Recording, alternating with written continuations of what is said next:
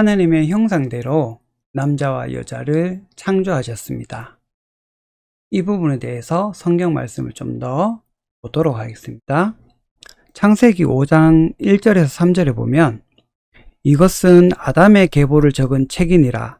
하나님이 사람을 창조하실 때 하나님의 모양대로 지으시되 남자와 여자를 창조하셨고 그들이 창조되던 날에 하나님이 그들에게 복을 주시고 그들의 이름을 사람이라 일컬으셨더라. 아담은 130세에 자기의 모양 곧 자기의 형상과 같은 아들을 낳아 이름을 셋이라 하였고, 아담이 아들을 낳았는데 자기의 형상 곧 자기의 모양대로 아들을 낳았다고 되어 있습니다. 성경 말씀은 하나님의 형상대로 지음받은 아담과 하와가 하나님의 자녀임을 말해주고 있습니다.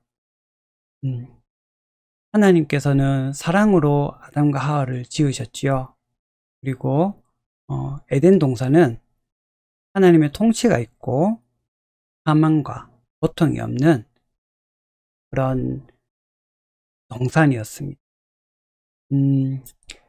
에덴 동산에는 하나님의 율법이 있었습니다. 보기에 좋은 그 말씀을 잠시 찾아보면 모든 나무의 열매는 임의로 먹되 선악과는 먹지 말지니 라는 말씀은 하나님 아버지의 통치가 에덴 동산에서도 이루어지고 있음을 말해줍니다. 에덴 동산에는 보기 아름답고 먹기에 좋은 나무들이 있었고 생명나무도 있었습니다. 그리고 생명나무를 먹을 수 있었습니다. 에덴에서 강이 흘러서 동산을 적시고 네 갈래로 갈라져서 그 당시에는 아무도 살지 않던 강을, 네 개의 강을 흘러 들어갔습니다. 네 개의 강으로 흘러 들어갔습니다.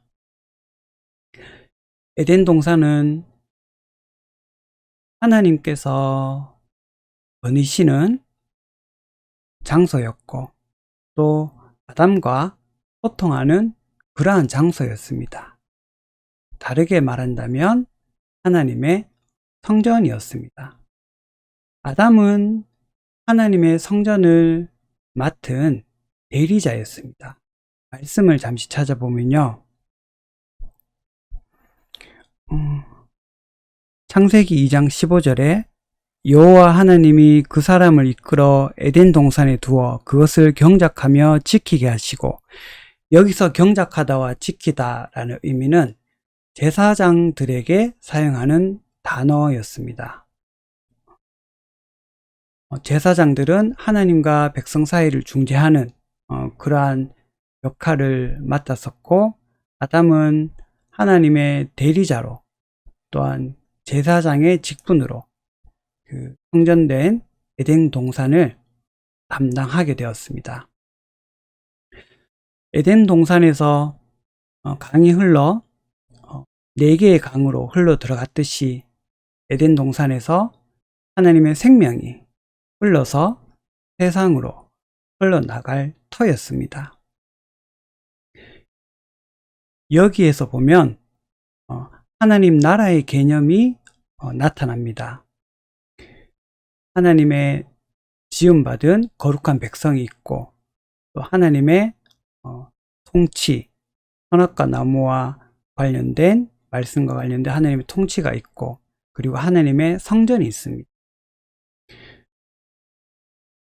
이 태초에 지어진 하나님의 나라라고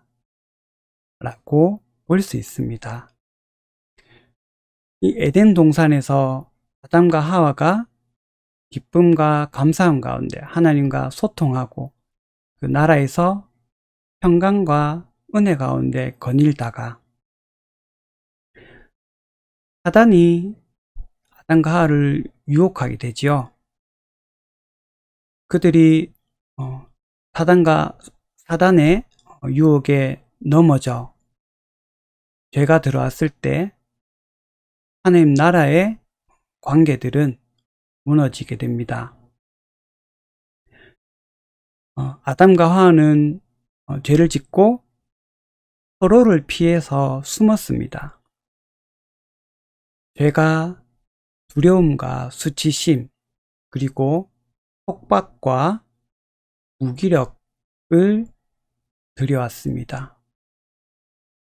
그리고 하나님께서 평소처럼 바람이 불 때, 에덴 동산을 거니실 때 그들은 하나님을 피하였습니다. 말씀을 잠시 보도록 하겠습니다.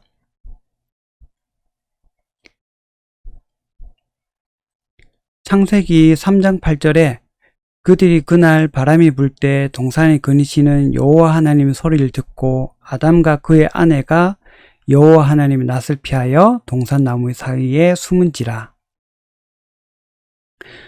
아담과 하와는 서로에게 피하는 것뿐만 아니라 하나님을 피해서도 숨었습니다. 죄가 사람과 사람 그리고 하나님과의 관계를 무너지게 했습니다. 하나님은 모든 것을 알고 계셨습니다. 하지만 따뜻하게 온유하게 대리자인 아담에게 물어보셨습니다. 아담아, 내가 따먹지 말라고 한 그 열매를 내가 먹었니? 라고 물어보셨습니다. 이것은 마치 부모님들이 집에 돌아왔을 때 거실 소파에 쿠션이 바닥에 여기저기 있고 떨어져 있고 공이 구르고 있을 때 아이들은 또 저쪽에서 놀고 있고 그 모습을 보았을 때 부모님들이 아이들에게 너희들 혹시 거실에서 공 가지고 놀았니? 라고 물어보는 것과 마찬가지입니다. 이미 알고 있지만 사랑하는 마음으로 그 잘못한 것을 스스로 먼저 말해주기를 바라는 마음입니다. 아담과 하와는 결국 에덴 동산에서 떠나게 됩니다. 하나님과의 교제가 친밀했던 교제가 끊어지고 에덴 동산은 불읍과 불칼로 입구가 막혀버립니다. 하지만 하나님께서는 이것을 회복하겠다고 말씀을 주십니다. 오늘 말씀을 보면 창세기 3장 15절에 내가 너로 여자와 원수가 되게 하고 내 후손도 여자의 후손과 원수가 되게 하리니 여자의 후손은 내 머리를 상하게 할 것이요 너는 그의 발꿈치를 상하게 할 것이니라. 이 말씀대로 여자의 후손으로 하나님이신 예수님께서 이 땅에 오셨습니다.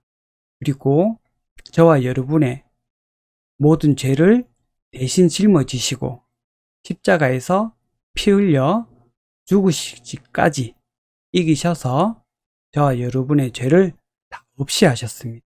그리고 죄책과 죄값을 다 치루어 주셨습니다. 죄에서 해방시켜 주셨습니다.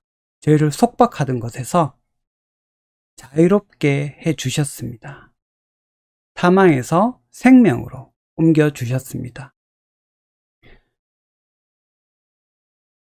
사단은 예수님을 십자가에 처형하게 되어서 자기가 이겼다고 기뻐했을 것입니다. 근데 3일 후에 예수님께서 부활하셔 사망을 정복하고 패배시키시고 사망 권세 잡았던 사단을 완전히 결정적으로 패배시키시고 멸하셨습니다. 예수님 다시 오실 때 하나님 나라가 이 땅에 임할 때 사단은 불못에 던져질 것입니다. 하나님께서 에덴 동산에서 아담과 하와에게 주셨던 약속을 이렇게 예수님을 통해서 이루시게 됩니다. 아버지 하나님의 열정과 열심 그리고 사랑하심, 예수님의 자발적인 순종과 사랑으로 이 약속은 이루어지게 됩니다. 예수님께서 구약을 완성하시게 됩니다. 우리의 하나님과의 관계 또한 예수님을 통해서 자녀의 관계로 회복이 되었습니다. 그리고 우리에게 성령님을 보내어 주셨습니다. 성령 하나님을 통해서 예수님의 이름으로 우리가 하나님의 자녀로서 이 땅에서 감사하며 기뻐하고 하나님의 자녀답게 은혜 가운데 살아갈 수 있습니다. 예수님께서 앞으로 다시 오시면 이 땅에 하나님 나라가 임할 것입니다. 그리고 우리 또한 부활하신 예수님처럼 부활의 몸으로 예수님과 함께 할 것입니다. 앞으로 장차 이 땅에 도래할 하나님 나라가 예수님의 부활로 이미 그 모습을 드러내었습니다. 그리고 이미 시작되었습니다.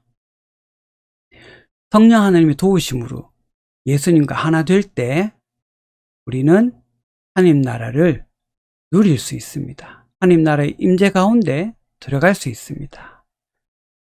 모든 것이 치유되고 회복되고 관계가 치유되는 하나님의 은혜와 평강과 기쁨이 있는, 또한 예수님을, 아버지 하나님을 찬양하고 찬미하는 놀라운 일들이 있을 것입니다.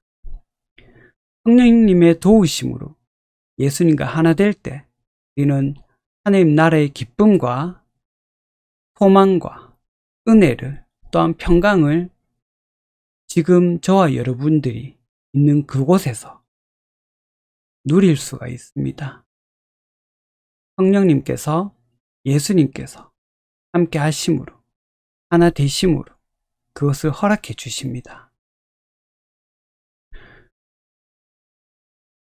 하나님 나라는 우리의 몸과 마음이 치유되고 질병이 떠나가고 악한 것들이 떠나갈 뿐만 아니라 하나님의 은혜로 하나님을 아는 지식이 자라가고, 또한 우리의 관계들 또한 회복되며 우리에게 있어야 될 성령의 열매들, 우리가 하나님 나라가 이 땅에 올 때까지, 또는 우리가 주님 뵈러 갈 때까지 우리가 이루어갈 그런 선한 모습들, 하나님 자녀로서의 모습을 또한 이루어가게 해줄 것입니다.